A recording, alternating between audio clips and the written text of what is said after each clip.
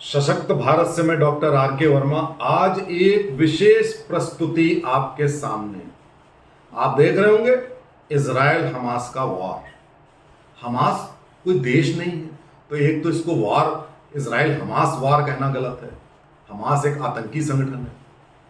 लेकिन चलिए मान लिया, ये युद्ध जिस तरफ जा रहा है, तो कुछ भविष्यवाणियां करना चाहता हूं आपके सामने। ये भविष्यवाणियां ज्योतिषी वाली भविष्यवाणियां नहीं है। ये भविष्यवाणियां विश्लेषण, अंतरराष्ट्रीय विषयों पर गहन अध्ययन और थोड़ा बहुत ग्रहों का चक्कर भी है। ये सब मिला जुला करके आपके सामने कुछ भविष्यवाणियां हैं। पहले वो भविष्यवाणियां सुन लीजिए, फिर आप एनालिसिस सुनिएगा।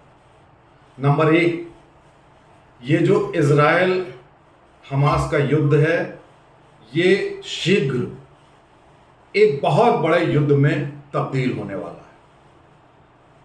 अगर आप कहें कि ये वर्ल्ड वॉर 3 में कन्वर्ट हो रहा है, तो वो अतिशयोक्ति नहीं होगी। नंबर एक। नंबर दो, इजराइल अरब वर्ल्ड का एक अनडिस्प्यूटेड किंग बनकर उभरेगा। नंबर तीन, जितनी भी विश्व की शक्तियां हैं, अमेरिका, चाइना, रूस, यूरोप, ये सब इस युद्ध में शामिल होंगे। भारत नहीं होगा। इसके आगे सुनिए, इजराइल जो एक बहुत बड़ा अनडिस्प्यूटेड किंग बनने जा रहा है, उसके साथ साथ कुछ चेंजेस आएंगे संसार में। इजराइल के बगल में लेबनान एक कंट्री है, जहां का आपने सुना होगा हिजबुल्ला अटैक कर रहा है। हिजबुल्ला एक आतंकी संगठन है जो बार बार अटैक कर रहा है ईरान के कहने पर। और इसी हिजबुल्ला ने लेबनान को एक ईसाई मुल्क से एक मुस्लिम देश बना दिया था। लेबनान फिर से इस ईसाई मुल्क में तब्दील हो जाएगा 2 से 3 साल के भीतर। मैं ज्यादा बता रहा हूं, लेकिन उसके पहले भी हो सकता है।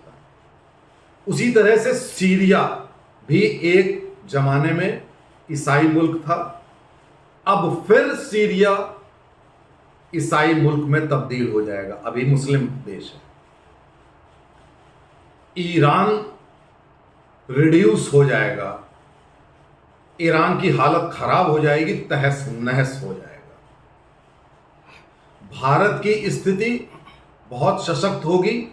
वो बात अलग है कि हमें अभी भी यहूदियों की तरह ही मेहनत करनी चाहिए।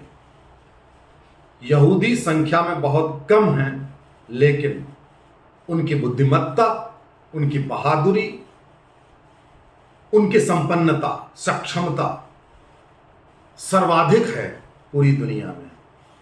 इसलिए वो एक युग से ईर्ष्या के पात्र बनते आए हैं।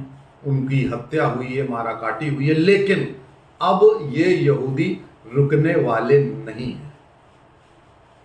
मिडिल ईस्ट के जितने भी देश हैं, उन सब की हालत बहुत खराब होने वाली है। उसके कई कारण हैं।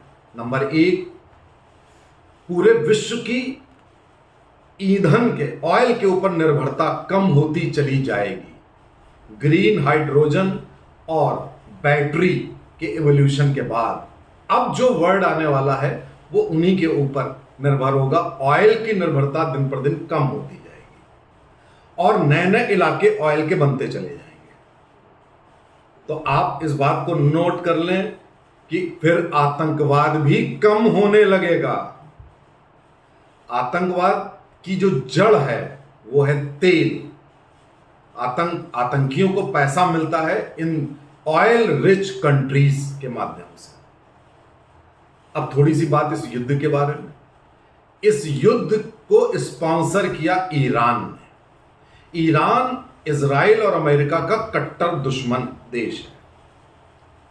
ईरान ने फंडिंग करी हमास और हिजबुल्ला की, और यमन के एक और आतंकी गुट की, अपने भी आतंकी गुट की। ये जितने भी इस्लामिक मुल्क होते हैं, इनमें सरकार अलग होती है, धर्मगुरु अलग होते हैं, और 2, 4, 10 आतंकी गुट अलग होते हैं। ये खुद युद्ध नहीं लड़ते हैं, आतंकियों को पैसा देकर भेज देते हैं, उनको सारे हथियार भी दे देते हैं।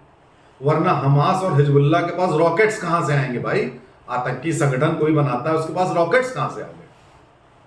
तो ये सारा किया धरा किसका है? ईरान का।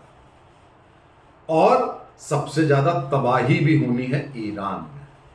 शुरुआत में ईरान का पलड़ा भारी होगा। इसलिए भारी होगा क्योंकि ईरान के पास पैसा भी है और सैन्य हथियार भी है। ईरान अमेरिका और इजराइल से पंगे लेगा, अमेरिका के सैन्य बेसों को क्षति पहुंचाएगा। और इजराइल इसीलिए गाजा में नहीं जा रहा है कि जैसे ही वो गाजा में जाएगा तो ईरान, यमन, हिजबुल्लाह, सीरिया, इन सब के साथ मिलकर 5-6 फ्रंट पर अटैक करेगा। हो सकता है वो खुद सामने ना आए, लेकिन ईरान पीछे हटने वाला नहीं है।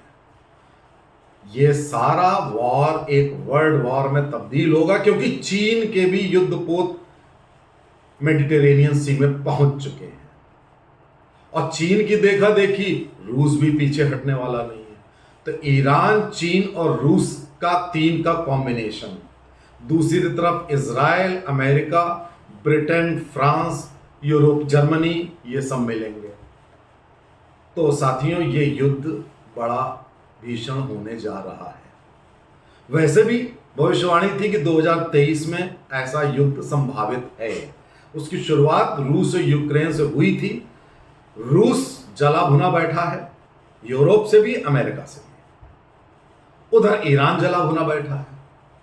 तो अब ये सारी गुस्सा लोगों की वॉर में तब्दील होने जा रही है। भारतीय लोगों को थोड़ा सा राहत की सांस इसलिए लेनी है क्योंकि भारत में इस युद्ध की आंच तो आ सकती है, क्योंकि हमारे देश में भी उनका समर्थन देने वाले लोग बैठे हुए हैं, पाकिस्तान का समर्थन देने वाले भी बैठे हुए हैं। तो हमारा देश भी 80-20 में डिवाइडेड रहेगा। लेकिन हमारे देश में भी छोटी छोटी वारदातें होंगी। अब ये जो भविष्यवाणियां हैं, अब देखना है कि ये सही निकलती हैं कि नहीं निकलती हैं। लेकिन मेरा अनुमान है कि ये सब होकर रहेगा। आगे आने वाले वीडियोस में मैं आपको बताऊंगा कि वर्ल्ड की और भी इक्वेशंस बदलने वाली हैं, जिनमें यूनाइटेड अरब इमिरेट्स यूएई शामिल है, पाकिस्तान शामिल है, चाइना शामिल है और भारत भी शामिल है। उस वीडियो का आप इंतजार करिएगा। पहले इस वीडियो को शेयर करिए, सब्सक्राइब करिए। नमस्ते, जय हिंद।